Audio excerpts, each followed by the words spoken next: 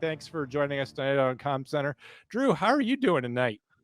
So I'm doing great. What's going on with you, John? I know that you took probably one of the I was going to most say, most classic 911 calls today, and I it want to hear wasn't all about it. classic. I took the stupidest 911 call of my whole life.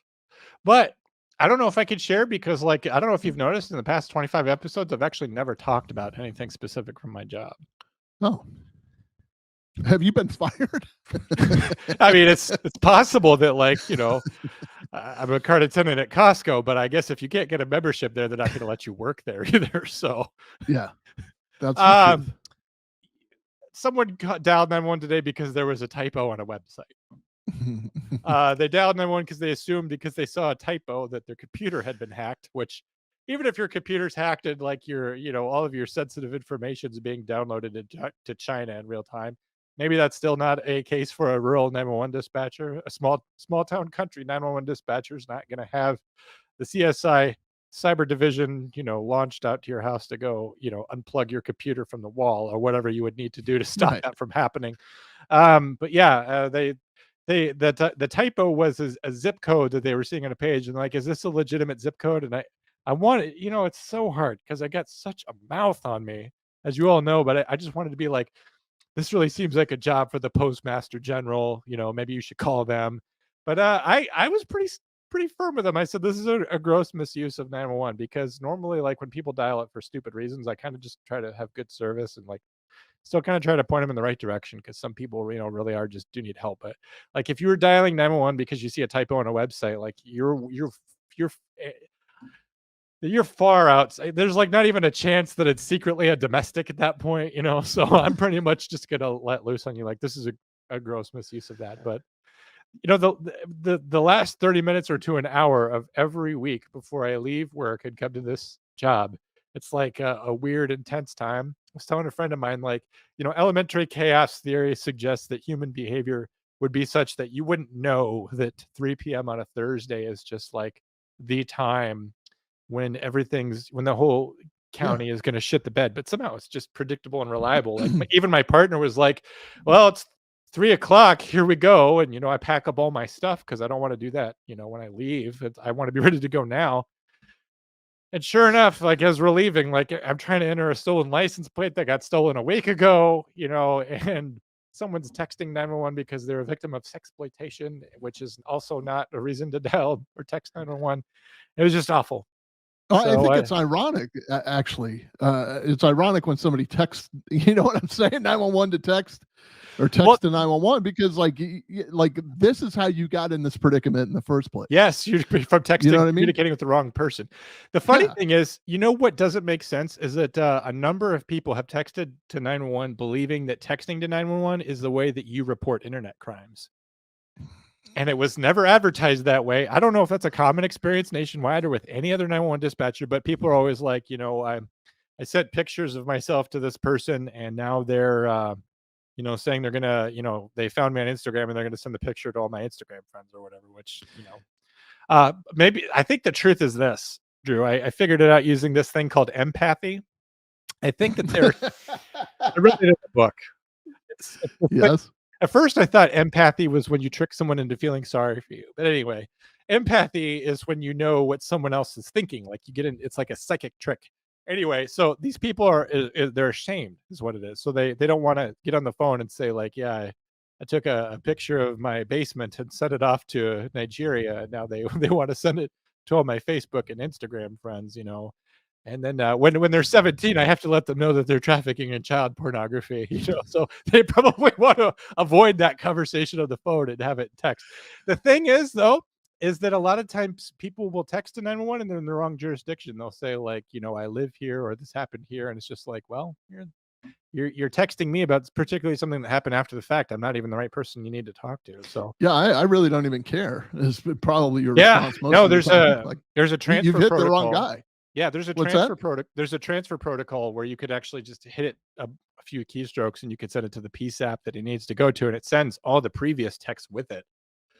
And so at that point, you just bow out, saying like, have fun with this one. So we should have mentioned the text to 911 thing when we were talking about last week, coded calls, because like if you are in a domestic abuse situation and you're the perpetrator's in the room with you, I would actually advise you to go ahead and skip the pizza call, because if, as you heard in that call that we actually played for you, there was some confusion there. Text to 911, that you can have a whole discrete conversation with me, however long it takes. Texting to 911 is something you could do in a situation like that. If there's an emergency, though, like if you were actually being assaulted, just dial 911. Just go ahead at that point, because texting to 911 takes so long for me to get back from you. Where's your address? How many people are in the house? Are you guys separated?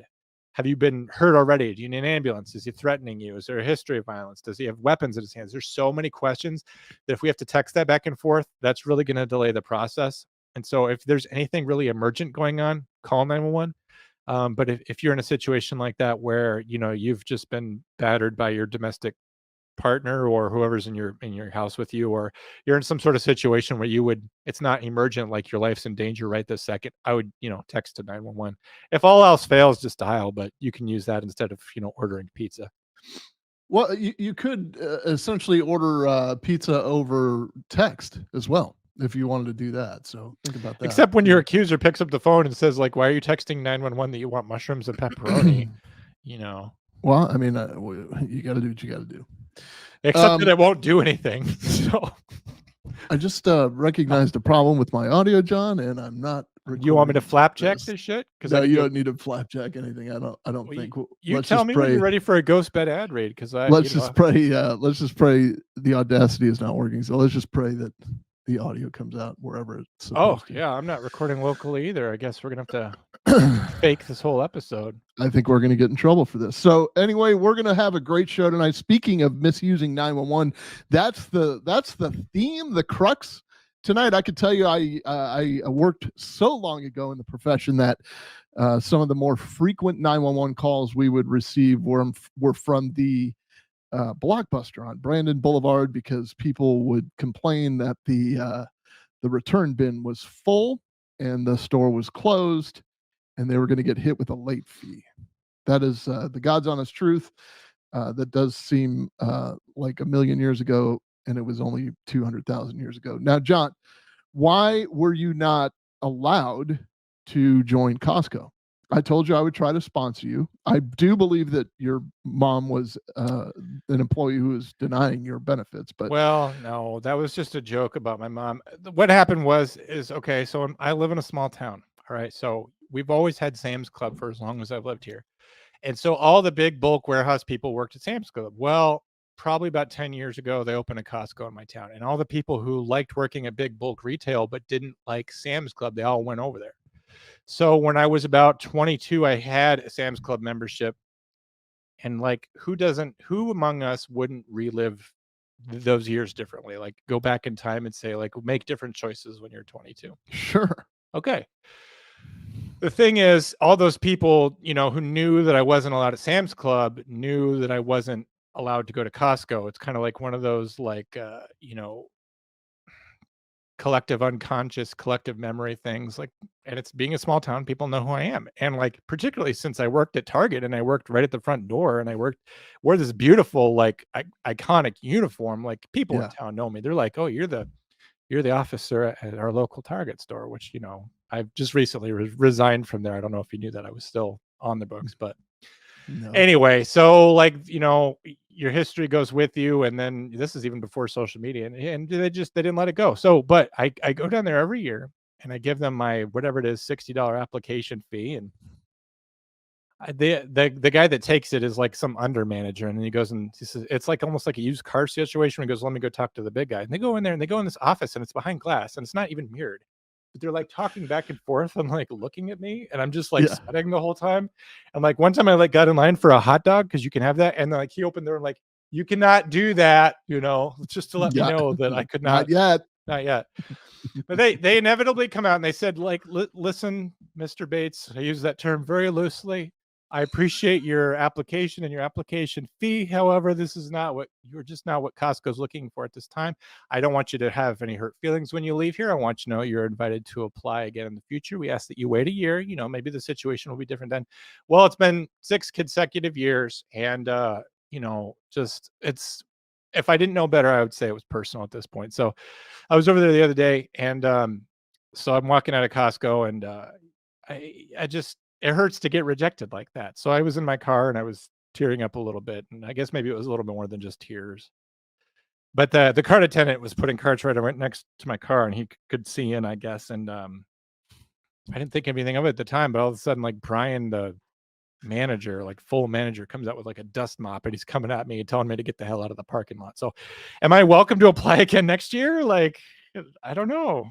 Speaking of things going on my permanent record, like I might murder you for insurance money, or just to steal the Costco card out of your wallet, or I don't know. Will 364 days calm Brian down is the question. Time will tell. And I would like to say like Brian will be gone, but like fuck, the bees remember me from 1988, and the Costco people remember me from 2005. So it's like shit follows you in this life, man. It does. Anyway, thanks for letting me vent to everyone. Like, what a pathetic non-Costco membership guy, and that feels good. Yeah, well, I mean, I literally, and I can show you the email to prove it. I literally renewed my Costco membership today. I am not joking. Well, why do you gotta rub it in my face? I am not doing that to rub it in your face. I can get you, if you want the bulk pack of M&Ms or whatever. I mean, I could get. Forget it. I can. Time heals all wounds, as Christy is saying. I mean, time wounds all heals. Yes, it does. But I can get you like the 3-pack of Pine Sol or whatever you want, man, and I'll mail it to you. I'm not afraid. They won't check. Okay, so I'm going to tell you something else you need to know, because if you're going to take unilateral action, you need to know this, okay? Because you're doing that. Okay, so this is a true story. Okay. So one time, a friend of mine from 911, she was my partner today. She was in my town, and she's like, do you want to go over to Costco? Because she knew I couldn't get in. So we go in, and she shows hers, and I'm like slightly ducking down and behind her and go in there. So they allow this because they're not going to like make a scene with her, because I guess she's been a member in good standing for years. They like her. They like her. So she leaves, and we leave, and we go our separate ways. So she comes back next time. She didn't have sampling privileges anymore. She'll walk around from table to table. Oh, it's too hot. And they put the lid on it. And so she'll like, okay, well, I'll come back for some Tombstone pizza in a few minutes. And then like a 5-year-old behind her will be like, I want to burn myself for a lawsuit. And they're like, here you go. And they just give him the pizza. So when I say these people have a memory, like I used to work retail, so I remember the people I hated in retail. I remember them to this day. I could start a whole podcast just on my greatest Target cases, which I don't do, but they remember her. So like if they get word, particularly now that we put it on the internet, that you're out there like subverting like the membership rules of Costco to like help out, like that's like tantamount to treason. And like I don't know if they'll take away your sampling privileges or what, but you just need to know you're assuming some risk there, Drew. Do you like to sample? Are you a sampler? No, not really. I mean, sometimes you get like I'm a sucker for the elderly, so sometimes you get cornered, what I mean? You look at her and she's like, will you try? And it's just like, I don't know what it's like, actually. No. Right, it's blended frog, and you're like, I would love it. Do you have a trash can? And she's like, no, you got to eat it right in front of me. Oh, look at this. Eric says Costco has the best hot dogs. Yeah, they don't. Eric, I just said they couldn't let me. They didn't let me have a hot dog. They wouldn't. I don't know. Have it. It's probably a pure beef Frank, isn't it? Eric is in the Hall of Fame right now because he super chatted us. We have a super chat from David J on the board for $60. He's such a that was half my Costco membership. So what is the point of us super chatting ourselves? That doesn't make sense. There is a super chat from Detzlav, and I love when Detzlav interacts with us. I love when Joseph Russo interacts with us. He is proclaiming, just as I figured he would be. He is taking the position that Sam's Club is for adults and Costco is for Joe Biden. But there is someone say about me that I can't even get into a place the president of the United States for free food. There's someone by the name of Kara Dees that has eaten lunch on the samples at Costco. She's All right. she's pretty Yeah. I'm in a pretty good terrible mood looking. now. I started the show with tremendous energy, even if I wasn't doing well. Now I'm in a terrible mood, Drew. That's fine. I'm going to lighten your mood with some very heavy 911 situations. So here we go. Let's get into it. Why not? Hey, Drew, did you want me to do voicemails or save it for the end? Oh man, I think. Let me consult with my Costco brethren here. Yeah, go ahead and do the go ahead and do the voicemail. All right. Hopefully this works. Okay. Hey, Com Center, it's Micah. Just checking in Captain. to see how everybody's doing. It's been a good week for me professionally, personally, some growth, doing some good stuff. We got a big staff meeting tomorrow, so that should be fun. Definitely looking forward to days off, coming up here and enjoying interacting with members of the Wolf Pack as always. Pause it for a second. Is he the young Randy Macho Man Savage? He might be. It's hard to tell because he's, the methamphetamine's worn off, so he's kind of sedate. Okay. All right, continue. But the funny thing is, as a correctional officer, I would love to hear his get off the fence sound. All right. Sorry, Micah. Questions about professional things and stuff is good. Makes me feel useful. Gives me something to do when I have actually have downtime at work. And I had one of the questions I had actually was somebody asked me if I'd been to the Grand Canyon because I live in the Southwest, and I haven't, but I do hear it's just gorgeous. So yeah, just wanted to share that with you. That was for John's benefit. Breaking news. And I'm sure I'll be shit talking down in the comment section. So we'll see you guys in Com Center. Guns up. God bless him. Yeah. Thank you for letting us know about that big hole in the ground that everyone loves. I've been to the American Southwest. I love going down there. First of all, the food's fantastic. I mean, you can get it anywhere at a Taco Bell. It's the exact same thing. That comment was designed to activate my sister into an insane rage, by the way. But authentic New Mexican cuisine is basically the enchilada at Taco Bell. I went down to Utah a couple years ago, and I went to Zion, and I went to Great Basin National Park in Nevada, and I love going down there. It's actually one of my favorite places to go. John, tell me if you can hear this before you go any further. Go ahead. No, you couldn't hear that, huh? I can't hear shit. You get that figured out while I do these voicemails. No, it's fine. Keep going. Well, no. Don't do it. Just give me 2 seconds because I want to do a voice comparison real quick. Okay. If you don't mind. I hope you're not doing a voice comparison between Micah and like somebody else. Yeah. Well, I mean, not that you have to play it, but just hold on 1 second. David's mad about it. Yeah, well. Oh. Looks like Randy Macho Man Savage has joined the show. Did he die? He's dead, isn't he? Yeah, he's dead. Okay. Can you hear him? No, I can't. I'm sorry. Okay. All right, never mind. I remember him fighting Spider-Man, though. Yeah. Oh, yeah. Oh, yeah. Gonna fight Spider-Man. It was a good movie. I missed that movie. All right, next voicemail. Sorry. All right.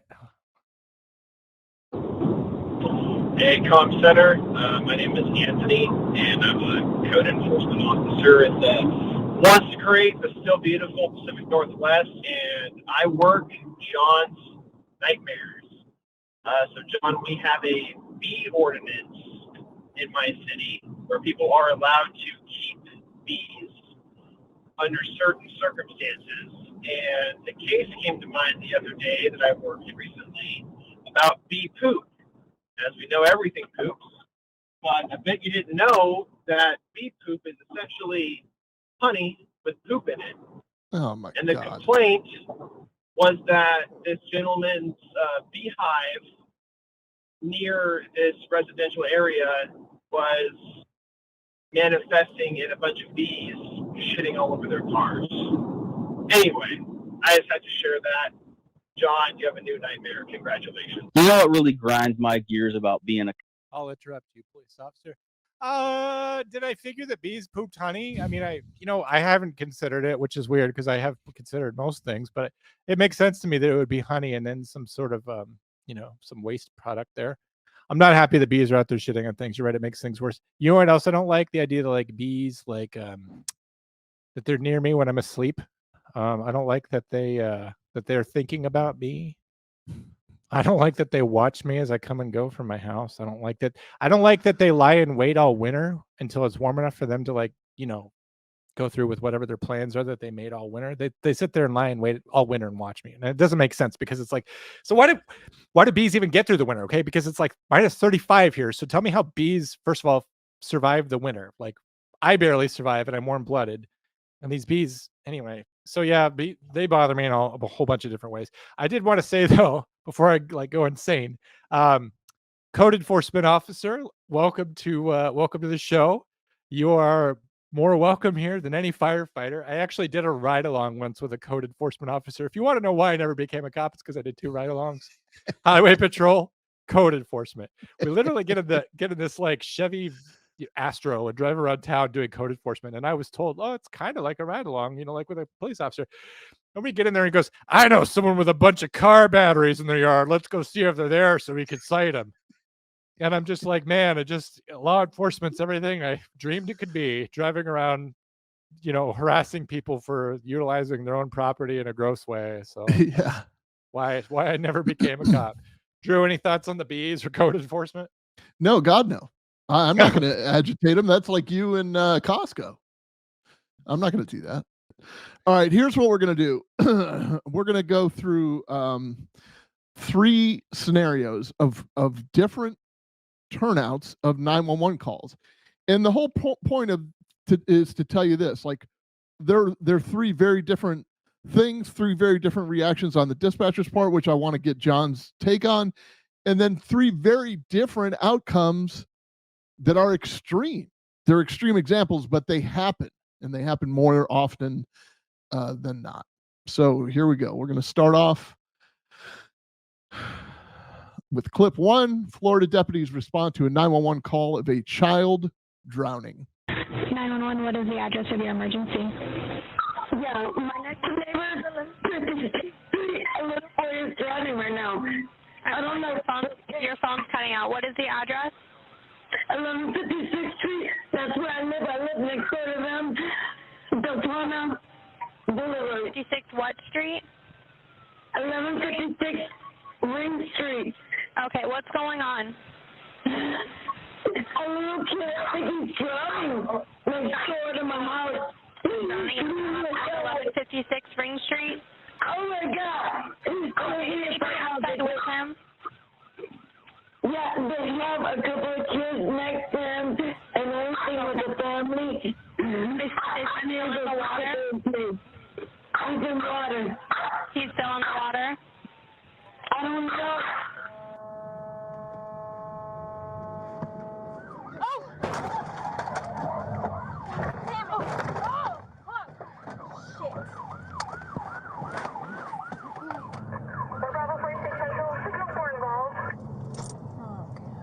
Okay, that's another officer's body cam. I think it's a sergeant's body cam that you're looking at there. All right, so let me pause real quick just to update you where we're at. If you couldn't hear, what we were watching was video of the actual response from that 911 call. The woman on the 911 call is obviously distraught, saying that there's a child drowning. I heard somebody next door saying he's dead, he's drowning. And so what that causes us to do, and I can tell you from direct experience in this situation, and this is why I say, I'm tired of your accusations of racism, because again, nobody asked that woman what color of the skin of the kid in the pool is, yet you have 3 deputy sheriffs, maybe sergeants, whatever, police officers racing to the scene. You saw them. They weren't driving excessively fast. They were, maintaining safe speeds as far as I could tell. But they had their lights and sirens going so they could get through intersections. And it's really tough to do in Florida. It's tough to do everywhere, but we have a very high elderly population here.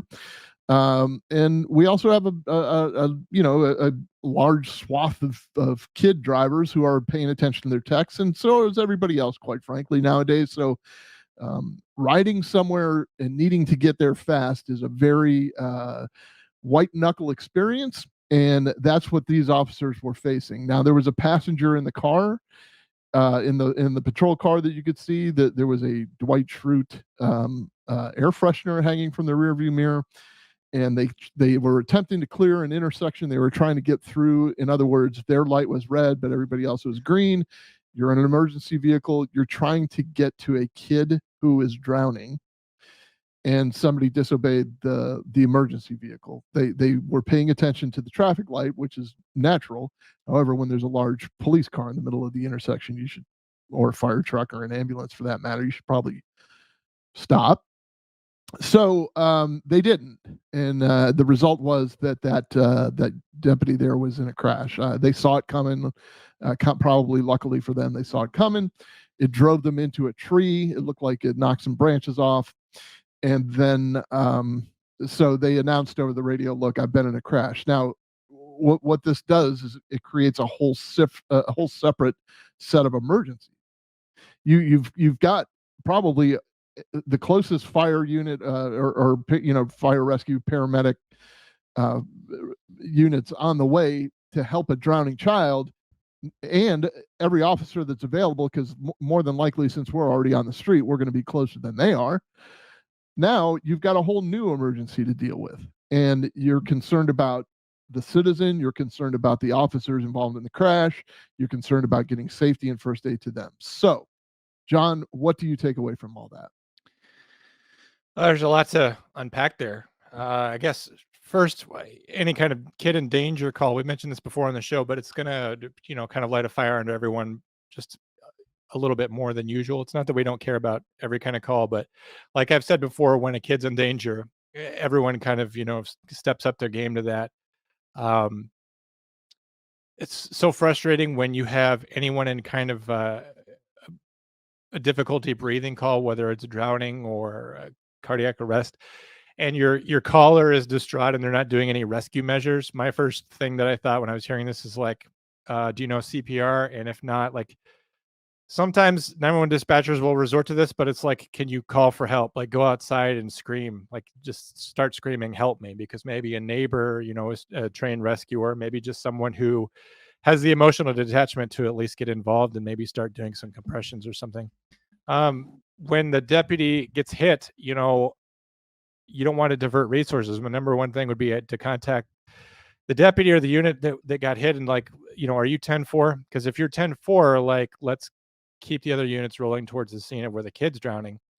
We can have some kind of secondary unit divert or something to help with traffic control, fluid cleanup, all that stuff can generally wait. Make sure, obviously, we need to make sure the other person in the other vehicle is okay. Otherwise, we're going to have to divert some resources there. But I trust the deputy to be in charge of their own crash until someone at least can get there to right it. And so I would continue to focus on the kid. It's kind of hard to do though when you're injured, but luckily that's not what happened here. But right, no, if they're injured, it's a whole other situation, obviously. Then, because the mechanism of injury of a high speed T-bone collision like that, particularly if the car had hit the driver's side, there is somebody in the passenger side of this vehicle, but that changes everything too. You're going to have to.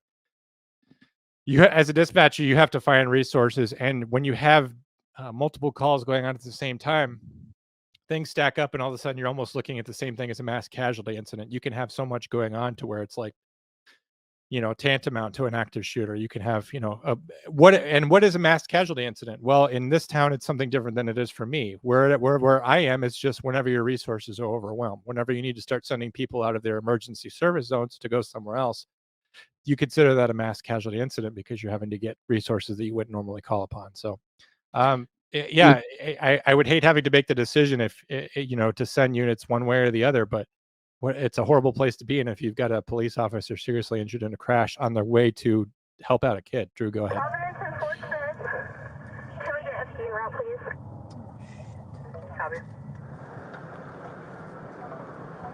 So they're showing the crash scene now. It looks like the driver of the patrol car I'm okay. You're fine. It was an got accident. out, went around to the passenger side to make sure everybody's okay.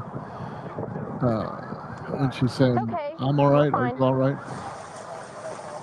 So meanwhile, back at the scene, you got some fire department guys going to the house to look in the backyard. They open the fence. They got a stretcher going. They're walking towards the back of the house, and lo and behold, there's no pool back there. This is not it. And there's no kids back there. 1156 ring. So now they're in the process of verifying the address. They're trying to figure out if they have the right house or not. Yes, ma'am. They talk to the actual caller. Here she is. What's going on? I appreciate that. Thank you so much. She's still on the phone with 911, I think. What happened? I don't have a phone. Okay. Sorry. Is somebody drowning? What's going on? I just heard a lot of stuff, and I recorded it, and the kids were like yelling, "I'm gonna die, I'm gonna die," and everything, and I just recorded it, and it was so scary, and I'm sitting in my backyard smoking a cigarette, and I'm like, what the hell am I hearing? Okay, so you never saw anybody drowning. You didn't see a child drowning, anything like that? Would you like to hear it?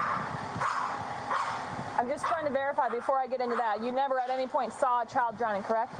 No, ma'am. Okay. You just heard something happening next door, so you called. Time. Okay, you can, sure.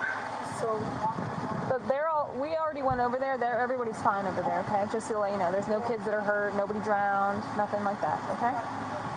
Okay? am I sure? I'm sure, because we already went over there. So I'm just letting you know. They're okay. The kids are okay. They were playing in a blow-up water slide thing. Okay? Because all I hear is, I'm gonna die. I'm gonna die. Well, maybe they were playing, like, joking around. Okay. Did it sound like somebody was hurting somebody else, or? Because when we saw back there, there's just kids playing on a water slide. They're playing. So I did something wrong. I was just worried. No, sweetheart, you didn't do anything wrong. It's an emergency. We had to make sure there's no child drowning. So the call came out as an 8-year-old drowning, and we get here and we don't know what's going on. So we just determined that they're fine, and you were scared because you heard something that was possibly somebody getting hurt. But I'm just letting you know they're all fine, so everything's fine. Okay? All right, thank you. All right, so here's the deal, because it's all been kind of addressed in the questions. Some of these questions have been answered. Apparently, what actually happened was, though the deputy and the passenger and I think the person from the other car were transported to the hospital, everybody's okay, luckily. But these things happen. These things happen all the time with false reports of 911, and there is a statute here in Florida. If you violate that, if you maliciously call 911 with the intention of reporting an emergency, and that's the same thing we saw with Ed Troyer out there in Seattle, in that area. If you call and claim there's an emergency, but there's not an emergency, and you affect an emergency response, it's a violation of a statute. So what it boiled down to was this: you heard the sergeant talking to her. I think it was the sergeant or the deputy, whoever it was talking to the lady at the door. And she's like, look, you didn't do anything wrong, because she felt really bad that, that everybody came out there and blah, blah, blah. Come to find out later in the investigation, or later as they figured it all out, this lady had been feuding with her neighbors, and these kids had been loud all day, and she couldn't get them to shut up. And this was her means of getting her to shut up. So she was charged. She was criminally charged. She was, put in jail. I think she bonded out, and she's awaiting trial. You can Google her name. I think it was Volusia County. So I thought the same thing, Christy, that this looked kind of like a special person maybe, but I don't think that was the case. I think it was just somebody who was upset that nobody was responding to her complaints that they couldn't get those kids to shut up, during the middle of the day in the summer playing in the water. That's the way it's going to go during the summer. And this happens more often than not. I've heard of, okay, so your car was broken into, but it's going to take about 2 hours for a deputy sheriff to get out there. Oh, by the way, there was a gun stolen too. Okay, well, now there's a gun involved. You know what I mean? Like, when people are dishonest like that, it affects different things. It's a butterfly effect sort of, or a domino effect of what could happen. And you see the extreme case here. I mean, that deputy sheriff or that citizen could have been killed. She could have plowed into a homeless guy pushing a shopping cart and killed him after being pushed in the intersection like that. Now, there was a question about how fast they were going. I didn't see any excessive speed. You can easily outdrive your siren and your lights. It's hard to get people to pay attention to that anyway, with radios that are so loud, and it being Florida, the windows are rolled up on 100% of the cars, just about. I did see, though, properly stopping at the intersection. You don't get to just barrel through it to get to save that kid. You got to make sure it's safe first. So I saw them creep into the intersection, accelerate, and then you could see the passenger put their hands on the window like, oh God, here it comes. So somebody went around somebody else, or didn't see them, or they didn't see the person that hit them. Do you have anything to add, John? If not, I'm just going to go to the next one. I don't know. I'm just trying to decide how much you could say. Like, the untethered rage part of me just wants to be like, let's charge her with the misdemeanor misuse of 911. Here's the problem. State's attorney's not going to waste her time on that. You're not going to put this person in front of a jury and have them, because she seems to have had no ill intent. It's certainly going to look to a jury if she wanted that she didn't do anything wrong. You also don't want to set the precedent that we don't like people dialing 911 for emergencies. The problem I have with it is when you have something specific like that, you say somebody's drowning, you have a very specific set of assets that are going to go to that scene, advanced life support and all this and stuff that you don't need if it's essentially a noise complaint or a disorderly conduct or something else like that. And you're diverting resources away from something else. Resources are not infinite, folks. Like, do you have any idea the amount of time I've sent people in ambulances to take them away to the hospital with a broken thumb? And then we'll take another 911 call for that same emergency service area, and they've got a serious problem, and I don't have an ambulance to send them because the ambulance just took somebody that could have driven themselves. Right. So that's an extreme example, but in a city like this, like, they'll have ambulances that are hopping calls all day, and you're having to divert resources and send ambulances from one zone to another to cover an area.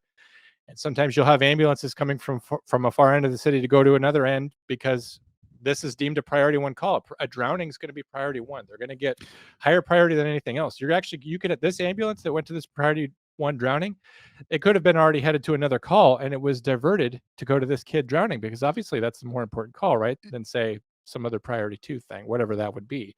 And so you are diverting a resource away from another person sometimes when you do that. So all I ask is that it be for a damn good reason, like you actually need them. And okay, so she thinks she heard somebody drowning or something. This is where I'm like borderline here. I don't like the mentality that I'm a hero for dialing 911. I get that it's the most exciting thing to you. Maybe it's the most exciting thing that happened in your life. Getting to press those numbers, you're activating the system, you're involved. It's different for you than it is for me because I do it every day. But it's like, if you care enough to dial 911 and it's safe to do so, otherwise don't do it. Maybe investigate something on your own. Peek around a corner, look above your fence, see if somebody's actually in the water, see if an adult's screaming, call for help. Ring their doorbell, like, hey, I heard, is there an emergency back here? Now, if you're not comfortable with that, you're not safe doing that, okay, call or whatever. But I do get tired of people who will drive by. They drive by a situation and they don't want to deal with it themselves, so they call me. I get that that's what the system's there for. You're not obligated morally or legally to do anything. I guess I'm just different. When I see a problem like that, I'm more likely to yes, again, I'm different than other people. I'm more likely to feel safe in a situation and go check something out for myself. But just look at the consequences when something like this happens. I have had a call where we had a priority one cardiac arrest, and I didn't have a resource to send him because I was sending everyone out to check in a cistern for a child. Someone called and said, my kid's missing. They're 3 years old. The cistern is open. I think they're down there. I got the emergency manager going. I got multiple fire departments going. I got technical rescue going. I got all kinds of stuff going on. At the same time, I have a witnessed arrest going on in that same emergency service zone. So all my stuff's going over here. Guess where the kid was? Under the blanket, asleep in the bed. So all of my resources that could have been diverted to that witnessed arrest, where if you have trained rescuers on a witnessed arrest, there's a very high chance that we could possibly save that one compared to an unwitnessed arrest. I'm not saying that person would definitely live. I'm not saying that it necessarily even changed the outcome, but that guy died. And I felt terrible because my resources were going to a nonsense situation. Someone didn't throw up the blankets to see that their 3-year-old kid was sleeping like an angel. They assumed they were in the cistern while someone else died. Drew, go ahead. I can tell you that this is Florida. There are pools everywhere, and in just about every backyard. One and two. It sounds obvious, but it may not be.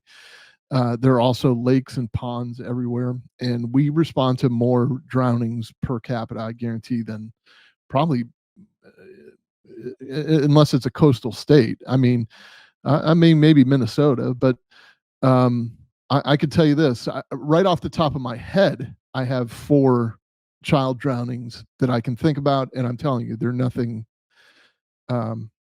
You're going to move heaven and earth to get to a child, to get to a kid drowning. I promise you that. If you've seen one, you're gonna do everything you can to get to the other ones. Yeah. And next case is this poor deputy was trying to do that when they got hit. The next case is called The Real Dangers of Swatting. It's clip 2. 911, what is the location of your emergency? Dispatch, this 582, stand by. Are you still on the line? Are you still on the line? Okay, I just had a person call down to the security desk at City Hall, and he said his mother had just hit his dad over the head with a handgun. Okay, I have his phone number, but for some reason, either he is hanging up or I can't transfer it. So I'm going to give you the phone number. Okay, go ahead. Okay, I'll go ahead. Okay, call him back. All right, bye. Bye. Hello? This is 911. What's going on? Hello? Yeah. This is 911. What's going on? I recently got disconnected. I had told you guys everything that happened about the argument with my mom and dad. Okay. What's your address? Hello? Yeah, it's 1033 West McCormick Street. Okay, tell me exactly what happened.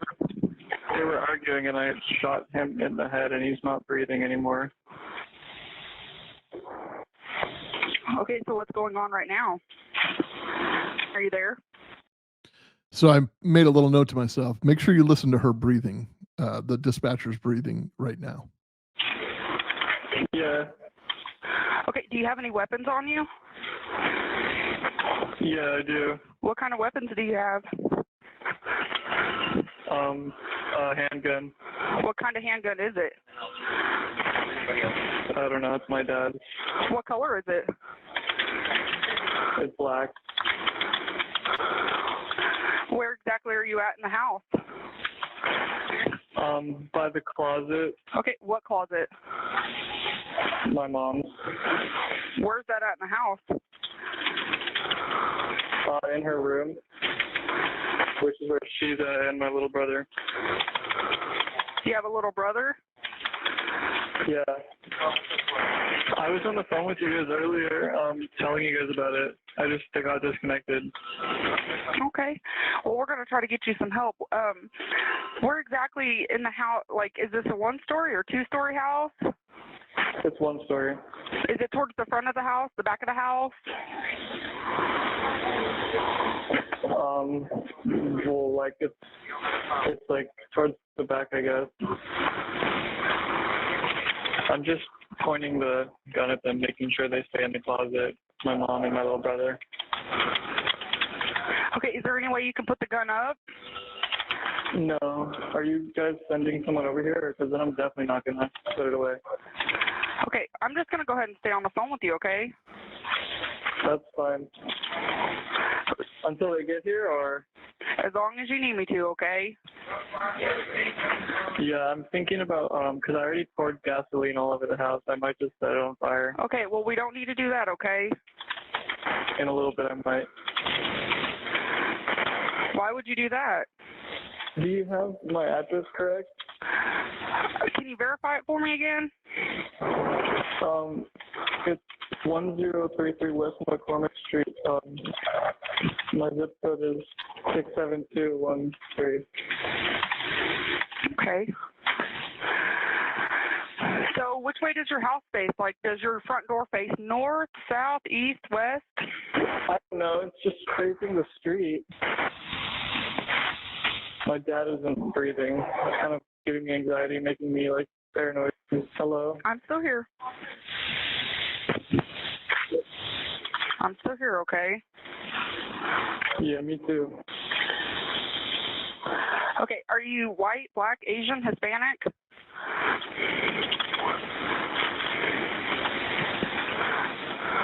Are you there? Yeah. Are you white, black, Asian, Hispanic? It was an accident, so. Okay, that's fine. Okay, so before we go on with this, just very briefly, John, because we got a lot of stuff to cover yet. What are your observations here? Well, getting a third party to give you an emergency call like that happens sometimes. You'll notice the dispatcher wasn't thrown by that at all, saying, hey, we've got this call going on, and then the facts aren't lining up. Now, it could be very difficult because you have no information. The information he's giving is kind of different than what you heard before. He kind of gives off these full-blown psychotic vibes, but when you're taking this call live, you are not going to be suspecting the right things. Like when he says, do you have my address correct? You're just like, hot damn, this guy wants to make sure I have the address correct. Hell yeah. Like what, go ahead. What's your address? And then the other thing that's suspicious after the fact, which you wouldn't be able to detect at all. So I'm not criticizing this dispatcher. I actually think whether this was, I'll just say she did a good job. She's not getting thrown by anything. She's trying to keep him calm, doing everything that she needs to do. But the situation is already suspicious, and there's signs like that you can detect after the fact. Hindsight is always 20/20. Hindsight's always 20/20. But I mean, this does seem a lot like a full blown psychotic break. I mean, this reminds me a lot of that call. I think it was it Michigan, where we had a guy call in and he killed his dad, and he had kind of that he had that flat affect. That was full blown psychotic behavior. This mirrors that. So it's possible this dispatcher has talked to people in the state of mind before. So go ahead, Drew. So these are the things that I say that, your autonomic nervous system, like you can't control, especially when you're interviewing somebody and you start seeing things like this, like the hurried breath, and she can't catch her breath. This is because like her diaphragm is tightening up right now, her stomach, she's having trouble like catching a full breath because her body is fighting. She's trying to remain calm. I get muscle spasms is what happens to me. I get back tension. Trying to just do the best she can to remain calm to get the best information she can get, but her body is not allowing her to do that. And this goes to the science of what I keep saying over and over and over again. The trauma is no different between what a officer on the street experiences and what a dispatcher experiences. It's the same venom that's running through your brains, that's running through your body. It's the not dopamine, but the adrenaline that's coursing through all the hormones are raging right now through her body, and she's trying, and she has lived 2 lifetimes right here just trying to get this guy's information. It's the same. That's exactly what you experience on a traffic stop and all that. The difference is that the danger is not present in the comm center, but it's a longer lasting danger when you think about it. So here's the deal. Let's let the other shoe drop if you're ready. Yep. 28-year-old father of 2, Andrew Finch, opened his front door and was shot and killed by the police who had responded to the prank call. It was a prank call. Upon noticing police lights flashing outside his house, Andrew Finch came out of his house to see what was going on and was met with Wichita Police Department officers who had their weapons pointed at him. As ordered, Andrew began to put his hands up, but he paused. Officer Justin Rapp, who was on the other side of the street, fired a single shot which hit Andrew in the chest, piercing his heart and right lung. Andrew Finch was an innocent victim of swatting, which had all been because of a $1.50 wager on an online game which 2 men lost. The men had no connection to Andrew Finch. Casey Viner, who used the name Vaporizer, and Shane Gaskill, who used the pseudonym Miracle, got into an argument about friendly fire while playing Call of Duty World War II. Casey Viner took to Twitter and threatened to swat Shane Gaskill. Gaskill said he'd be waiting and gave Casey Viner the address of a house that he and his family had been evicted from the previous year. Casey Viner then contacted a homeless man named Tyler Barris and passed on the address to SWAT, who he thought was his gaming opponent. Tyler Barris had a criminal record and had served 16 months in LA County Jail for making false bomb threats against the TV station, an elementary school, and a middle school.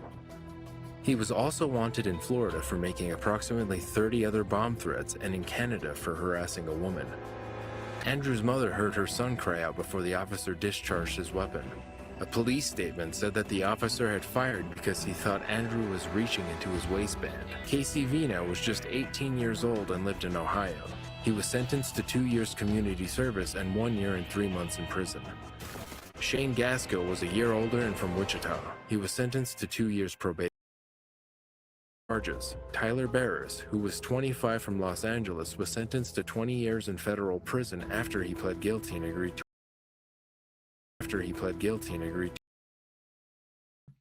So think about it. Do you want to be this officer? I mean, like, think of how horrible he feels. First of all, okay, so perhaps insensitive, not mentioning the fact that a random father of two, young guy, had his whole life ahead of him, sees some lights flashing out in front of his house. His address was given as the address of this guy who's supposedly standing over his dead parents and is about to set the thing on fire. He opens the door, he puts his arms up, he just, for whatever reason, reaches down, or the officer sees him reaching down, and they're quite a distance away, and one shot takes him out and kills him. I mean, it's just a horrible, horrible situation all the way around. These dumbass kids and their negligence got that father killed. The city paid $5 million. The officer is still an officer. From what I understand, he's been promoted to detective. It's nothing to celebrate.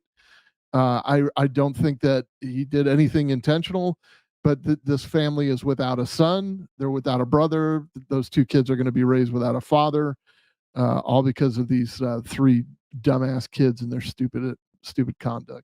John? I object to calling them stupid kids. I mean, whatever their age, but this guy, Tyler Barris, there's a Netflix documentary called Web of Make-Believe, or Web of, I just had it pulled up. Yeah, Web of Make-Believe. Okay, so that's a series that kind of explores some cyber crimes and things like that. It has an episode of Tyler Barris. If you actually remember, this was actually going on in the news quite a bit, that he was swatting people. He was doing this all over the place. It culminated in this poor innocent dad getting shot. Again, this is all over a $1.50 bet that was being made online over a game that wasn't being paid. He decided he would swat somebody over $1.50, but it was a huge joke to him. He didn't think anything of this. And Drew talks about priming police officers. When you think you're going into a situation where some kid has just killed his dad and is about to light the house on fire, you're still trying to apprehend a potential murderer, an active shooter, and prevent the further loss of life, because arson is something that's going to kill people. If a house explodes, you don't have any idea.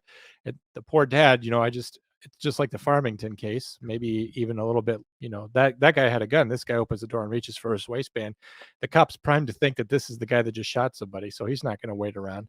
Like we've said multiple times with Ben Darby, if this is what you have going on, you don't need to wait for the beat of the weapon to be pointed at you.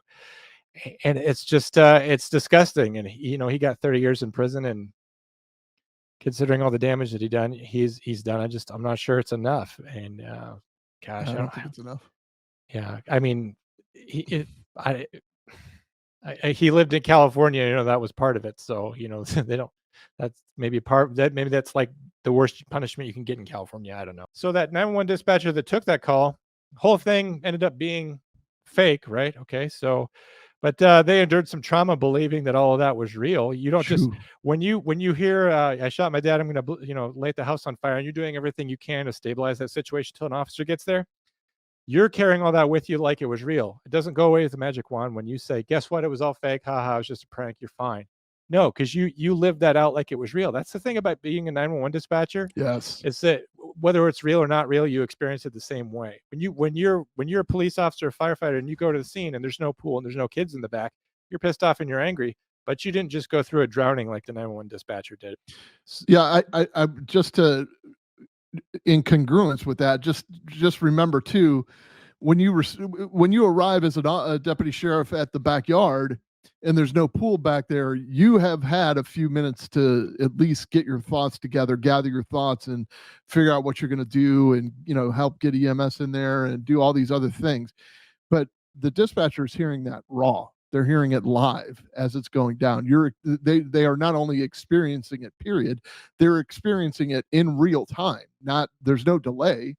So it's rare for like an officer to experience something in real time like that, unless you witness a robbery in progress or a beating in progress, or somebody shooting, or you shooting at somebody or something like that. I mean, that's an extreme example, but you're going to witness, as a dispatcher, you're getting that in real time. Things have time to simmer a little bit by the time the officer gets there.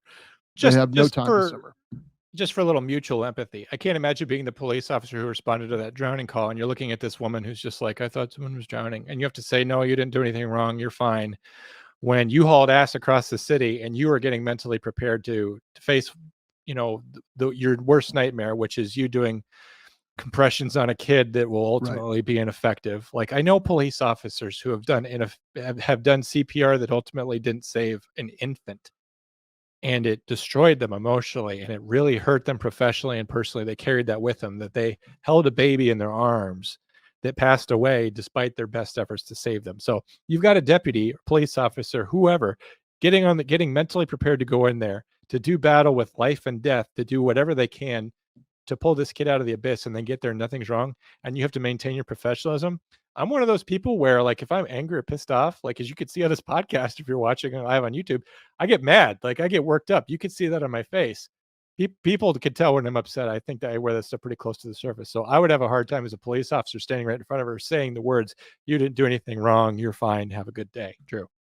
We got clip 3 coming up real quick. I just want to clarify something. There are people saying, that he should have been charged with murder. I think he was charged with manslaughter. It was a federal charge. It wasn't a state charge.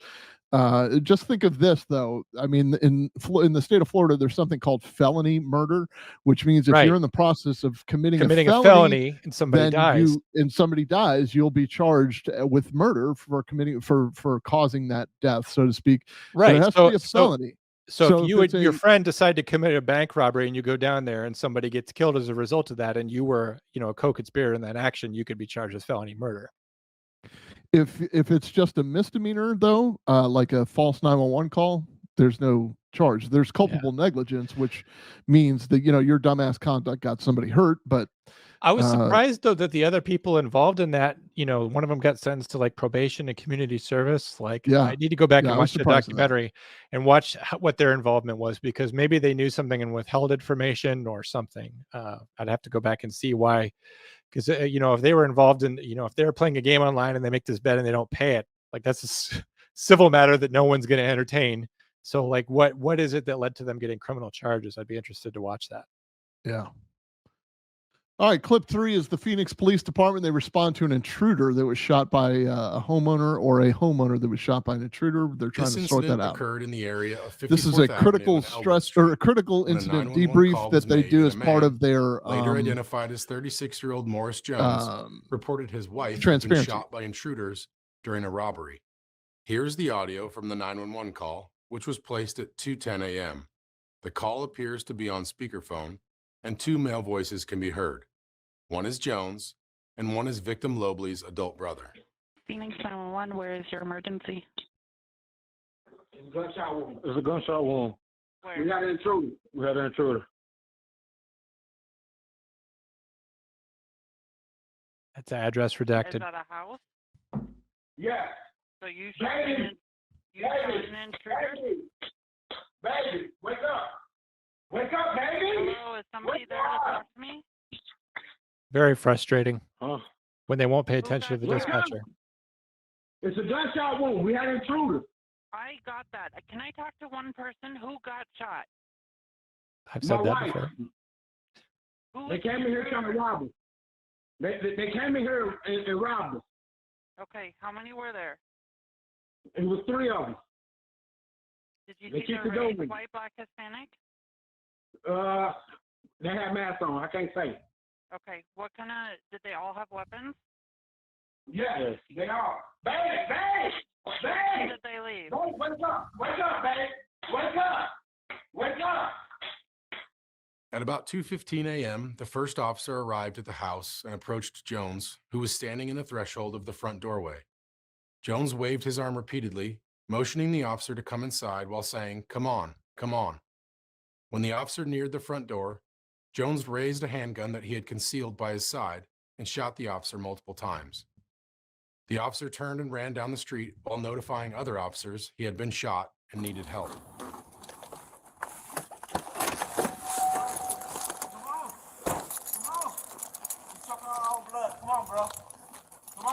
She's choking on her own blood. Come on, bro. Come on. It's all in the house. It's me.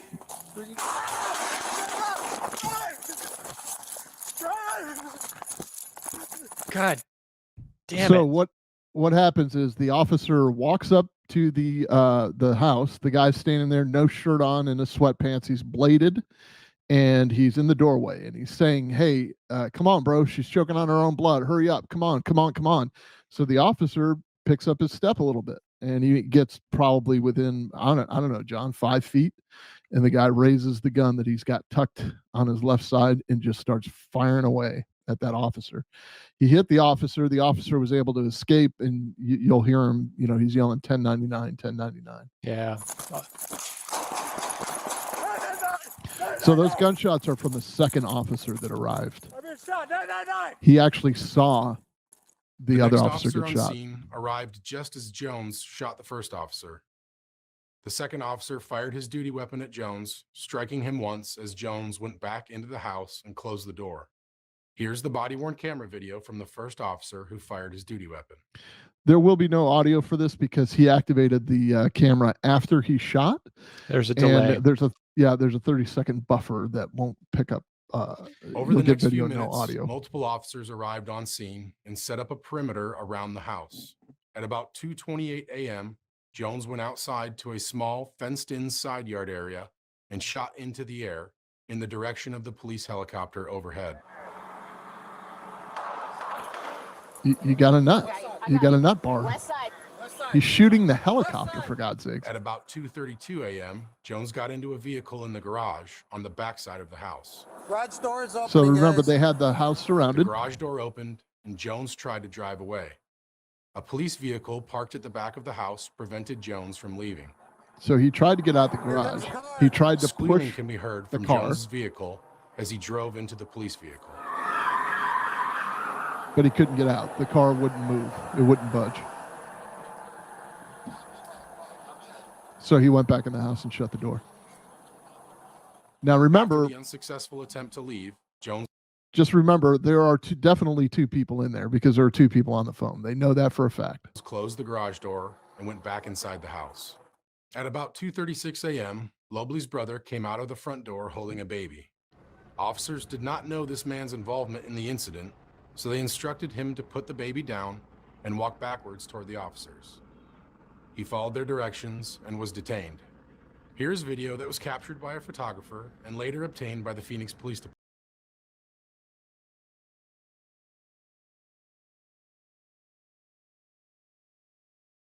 Okay, so the second voice on the phone comes creeping out of the house, baby in hand. There's a little bassinet or something maybe that he's carrying. He kneels down to put the baby in the carrier and puts his two hands up, and they start giving him commands.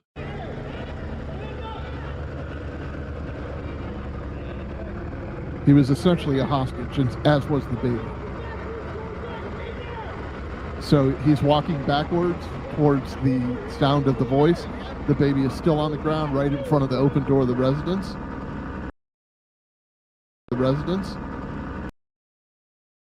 Hopefully get him behind cover before they attempt to handcuff him.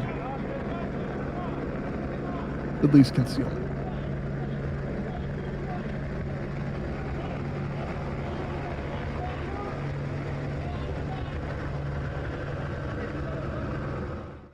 As two officers place handcuffs on Lobley's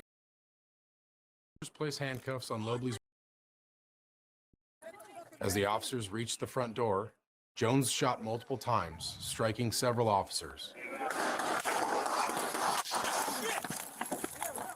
Lobley's brother and several other officers nearby were struck by bullet fragments that ricocheted off the ground.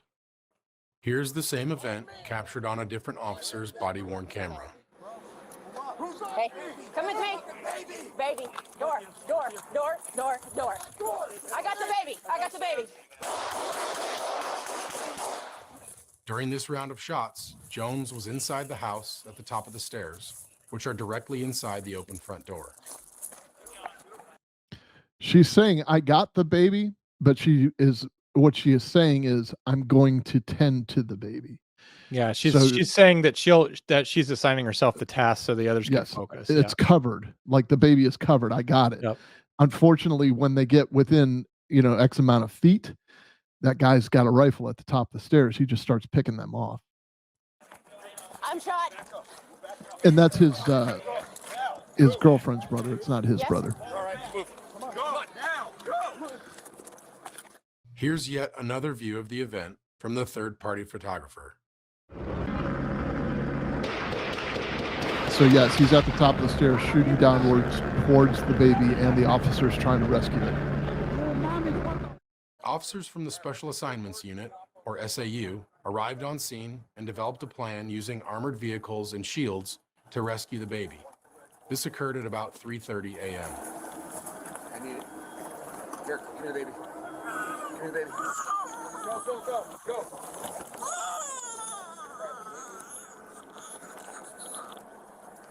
Okay. At about 3:39 a.m., Jones shot at and struck an armored vehicle while SAU officers were inside it, causing damage to one of the tires. Behind us? There's I got nothing. Feels good. Goff, what do you got? I got nothing. Just through the door. SAU negotiators had been talking with Jones over the phone in an attempt to get him to come out of the house and surrender. Jones did not stay on the phone.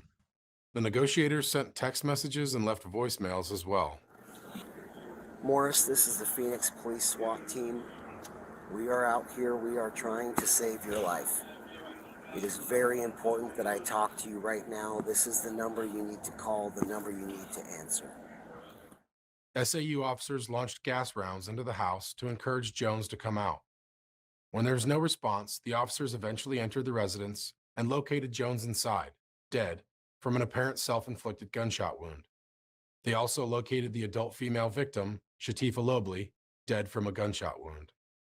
Detectives later determined Jones used a handgun when he shot the officer who initially approached the front door. Each subsequent volley of gunfire from Jones was with a rifle. Both weapons were located inside the home next to Jones' body.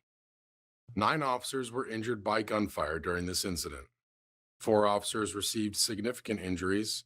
5 officers received minor injuries. First thing I just want to say, there's a particular brand of people out there that don't like guns. They want guns out of our society. A lot of them are the same ones who say defund the police. Look at this incident. Got a nutcase with a gun, killed a woman, put a baby in danger, killed himself, shot 9 people. Defund the police? Are you kidding me? Who's going to respond to that? Who's going to run towards gunfire to save a baby? Because unless it's you, your convictions don't mean very much to me. Drew, go ahead. I'm angry. Yeah. No, I feel the same way. I mean, there were clues that he gave off during the 911 call that nobody's going to pick up on until after the fact. But yeah, you'll like things that I would have covered at trial if I were the attorney would be things like, I mean, he just baby, get up, like. Yeah, it's all a distraction. He's it's hard to say when somebody is quote too calm, but he's not focused on somebody who's down after being phony, shot by an intruder. Right. He's in what you can't tell me what they look like, but there's 3 of them because they were wearing masks. What's that mean? I mean, were they wearing fencing masks? Like how do you not know at least? Well, the other thing is too, something that might have been helpful, and again, I'm not criticizing anybody, but when you take gunshot wound calls or weapons violations calls, there's 2 aspects you have to focus on. The criminal apprehension part of it, identifying suspects, last known location, direction of travel, mode of travel, their appearance, the kinds of weapons they have. That's all very important. But you also have a medical emergency going on. And asking questions like, where is she shot? Is the blood oozing or spurting? Is she conscious, alert, and breathing?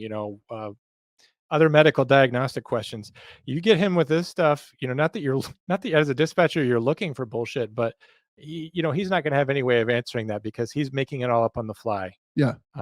Presumably she's already dead, so I don't know. Maybe he could just read off her symptoms as she's already lying there dead. Right. Maybe that would be easy for him. But the red flag is that it's scripted anyway. Like he's feeding lines to the first guy. Hey, we had an intruder. We had an intruder. Like he just witnessed his sister get shot. He's just repeating what the guy is telling him. He probably has a gun to him saying, "We had an intruder." Yeah, he's pointing it at the boyfriend or whatever and the baby, and just. I don't know what happened. And, Drew says we don't root for death, but anybody who takes out a gun and decides to start some shit with a baby in a room, I don't have a lot of feelings about. It's just, to me, that's beyond the pale. I get that. Yeah. So just to put a little bow on it, obviously, anything can happen in a 911 response. Yes. That's anything can happen on the way to a 911 call. It's largely important if you're a civilian out there that has misdialed 911 just to stay on the phone. John talked a little bit earlier about, maybe just texting to 911 if you're in a domestic situation. I can tell you one of the best things to do is just dial 911 and throw the phone down. So so people can hear what's happening, or throw it in your pocket so everybody can hear. Mm-hmm. And then just for the middle case, something I neglected to talk about, the family in the middle case in the Wichita swatting incident. They sued the department for $25 million. They did it, and there were protesters who were putting banners up on interstate overpasses calling him a murderer, if I recall correctly, because I did watch that documentary. They were out for that officer's blood. Yeah, they ended up with a $5 million. I don't think it was a settlement. I think it was a judgment, but they ended up with $5 million and it went straight to his kids, from what I understand. I mean, who cares where it goes to? That family is out a person. There's no question. Just a horrible situation for everybody around. And then, of course, I feel bad for that police officer too. I mean, yeah, right. There's no way he wanted to do that. Like he didn't want to be there that night. No, and I say this in jest a lot of the time, but it's true. Like police officers want to sit in their car and eat donuts. They don't want to respond to drowning kids because you're an inattentive parent, or I'm not accusing everyone who's had a child lost due to drowning, but they don't want to respond to psychotic kids who have killed their parents. They don't want to respond to people killing each other and pointing guns at babies. Police officers, again, police officers don't want to be doing any of this. They get invited to the party, and that's when stuff goes wrong. They would much rather stay in their car and not respond to any of this stuff. Drew, go ahead. Listen, let's wrap it up while we can still keep our eyes open. Until next time, please call and leave us a voicemail. 848 CALM 911 848-266-6911. Nice. Watch our content on YouTube. We're ramping it up. Watch the shorts, like it, share it, love it if you can. I mean, I think that if you just pressing the like button even harder. Yeah, share it. We're trying to get to 10,000 subscribers on YouTube, because that's when you level up. You become Super Mario at that level, for lack of a better metaphor. We're pushing towards that. So share it with a friend. If you've got cops or people that are interested in stuff, or you just think someone will get a laugh out of, my poor existence, whether it's bees or Costco, pass it on to them. See if it's something that they'll get into. But the best thing you could do if you want to support us, and you want to see us to keep growing, is tell somebody about it, because if our audience grows, everything comes from that. So let people know, hit like, hit subscribe. I would love it if you threw a couple comments down for whoever is answering those YouTube comments, because they're quite witty and probably pretty handsome. So go ahead and get those comments, comment on our videos, and do what you got to do. Tell your Aunt Sally. Thank you for tuning in. Please come back next week. John loves you.